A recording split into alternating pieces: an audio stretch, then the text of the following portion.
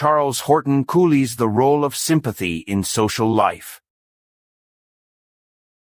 Charles Horton Cooley was a sociologist who cared deeply about understanding how humans connect and interact. One of his most important ideas was about the role of sympathy in social life. Sympathy, in this context, does not just mean feeling sorry for someone. It is about understanding and sharing emotions with others. Cooley believed that sympathy is the glue that holds societies together, and without it, relationships and communities would fall apart.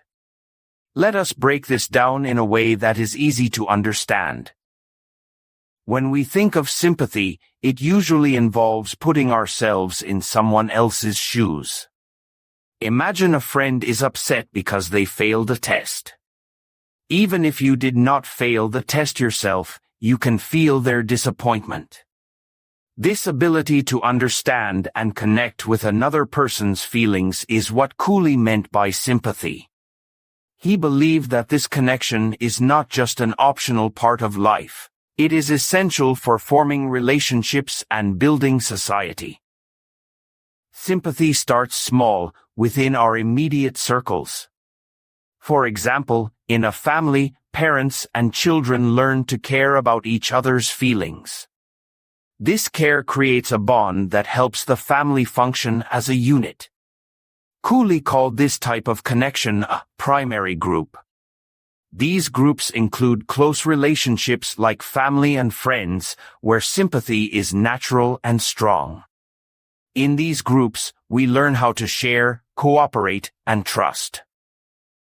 But sympathy is not limited to families and close friends. It extends outward to our communities and even to strangers. For instance, when you see someone struggling to carry groceries, you might feel compelled to help them. This is because sympathy makes us aware of others' needs and motivates us to act kindly. According to Cooley, this kind of widespread sympathy is what makes communities and societies work. It encourages cooperation, mutual respect, and understanding among people who might not know each other personally. Cooley also pointed out that sympathy plays a big role in shaping how we see ourselves. He came up with the idea of the looking glass self, which means we develop our self-image based on how we think others see us. For example, if people treat you kindly and with respect, you are likely to see yourself as someone who deserves kindness and respect. Sympathy, in this case, works both ways. As we understand others, they also shape how we understand ourselves. However, Cooley did not ignore the challenges of sympathy. He recognized that it is not always easy to understand or share someone else's feelings. Misunderstandings, prejudice, and selfishness can block sympathy. For instance, if people are too focused on their own problems, they might ignore the struggles of others. Cooley believed that overcoming these barriers requires effort, education, and a willingness to listen and empathize. In modern society, sympathy is more important than ever.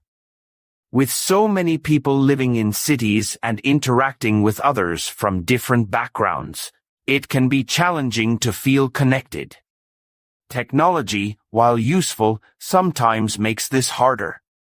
For example, online interactions can feel impersonal, and it is easy to misinterpret someone's tone or intentions in a text or email.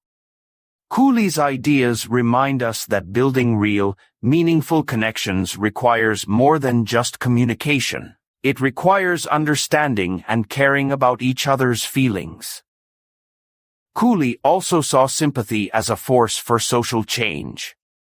When people care about the suffering or injustice experienced by others, they are more likely to take action to make things better.